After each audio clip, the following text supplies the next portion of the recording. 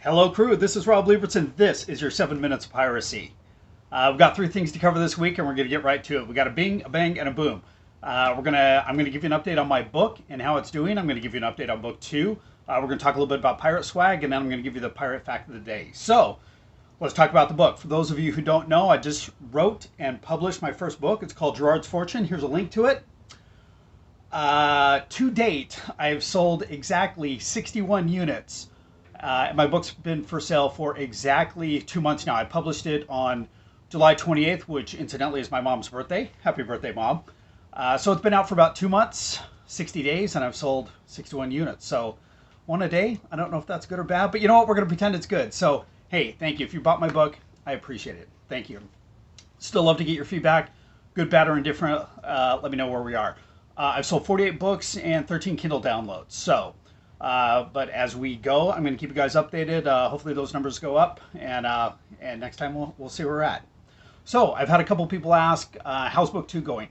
Book two, titled Gerard's Homecoming, is finished. I've actually turned it over to my editor, Rob. He's doing a great job. He makes it readable. He makes it legible. He finds all of my mistakes. He's constantly pointing out you know words that weren't used in that time period and ports that didn't exist, and so any mistakes in the book are going to be mine because I have ultimate veto power, and every now and then I decide, you know what, it's a fictional book and I'm going to do whatever the hell I want because I need a port at this particular spot to make my story work. So mistakes are all mine. So I've also hired my artist Nicole, and she's already at work on the cover. I gave her a couple ideas of kind of what I was thinking, but ultimately I kind of turned her loose and said, hey, whatever inspires you based on the book, we're going to make it work. I also asked for something different on this book.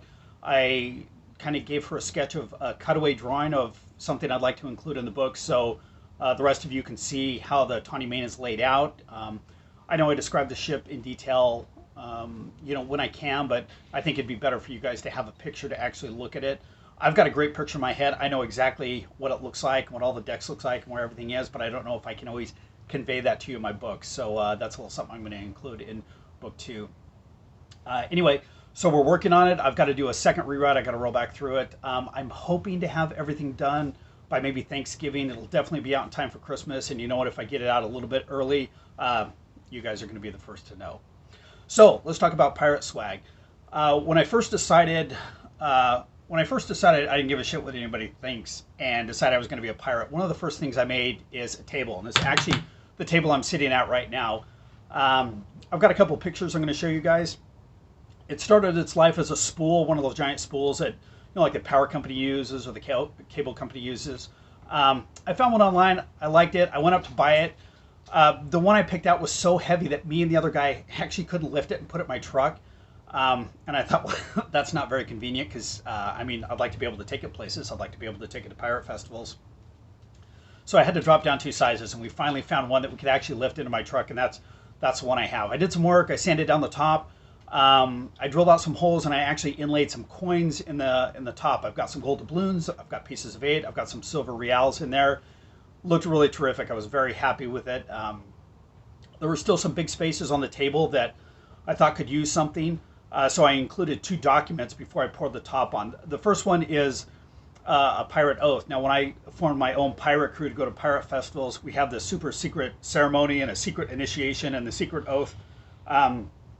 It's not so secret. So I printed that and I put it under the layer of the table so you can see that. Now, the other part of this is, I keep thinking, well, I'm a pirate. How did a good, honest person with integrity become a pirate? And I was thinking about this actually before I wrote the books, how you can have a ship captain who basically gets screwed over by the company that owns the ship, and not like garden variety level screwing over like you get at work or relationships, but like they take his ship, they put him in jail, they try and ruin him, that kind of thing. So anyway, captain got pissed off. He took his ship back. He turned pirate, and and so I have another document in here that basically a letter from the company threatening me.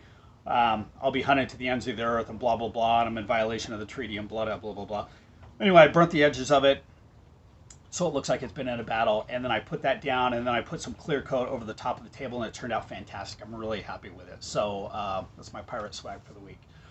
So, last but not least, let's talk about your pirate fact of the day. Today we're going to talk about earrings. Captain. Darlin.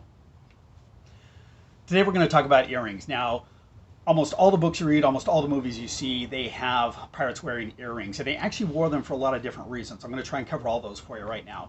The number one reason they wore earrings back at the time is they believed it improved your eyesight. They thought piercing the skin with gold or silver would give them better eyesight. So a lot of pirates did that. They were also very superstitious. There was a superstition that having a gold earring would ward off evil. There was another superstition that you couldn't drown if you had a gold hoop in your ear. We all know that. We all know that didn't work out so well. A couple other things. Some people thought that piercing the lobe of the ear would prevent seasickness. Now we know that there's a lot of pressure points on the body, and some of that is actually real, but your earlobe is not actually the one for seasickness. One of the things that did come in handy, though, is some of the pirates, if you happen to work on the cannon crew on a ship, you would keep a little glob of wax actually on your earring right by your ear. And when you're down loading the cannon before the cannon got ready to fire, they would take this wax, stuff it in their ears. So when the cannon fired, the concussion wouldn't be so violent, because when you're in an enclosed room and a cannon goes off, I mean, it's going to scramble your brain. It knocks some people out. I mean, it was so loud. The concussion was so massive that the wax helped keep you conscious and help keep your wits about you. The last thing I'm going to say about earrings before I'm done is, so there's an urban legend that in the U.S. Navy, if you're on a ship that sinks and you're a survivor of a ship that sinks and actually goes underwater, you're allowed to wear a gold hoop in your ear. I've done a lot of research on this. I can't really find anything specific online. Some people say yes, some people say no. I actually have a brother who's in the Navy, and I asked him about it. If you're on a ship and the ship sinks, can you wear a gold hoop? And he was kind of, yeah, it's kind of a gray area, which told me absolutely nothing. Anyway, but if anybody can give me a definitive answer on that, I would love to hear it. So that's all I have for this week. Hey, thank you for tuning in. I appreciate it. If you've already subscribed, thank you. If you haven't subscribed yet, how about giving it a try? How about just touching the button? How about just the tip? Just touch that subscribe. You can click on the bell. Every time I put a video out, you'll be notified, and that way you don't have to come looking for me. I come looking for you. Hey, I hope you guys have a great week, and until we see each other again, fair winds, my friends.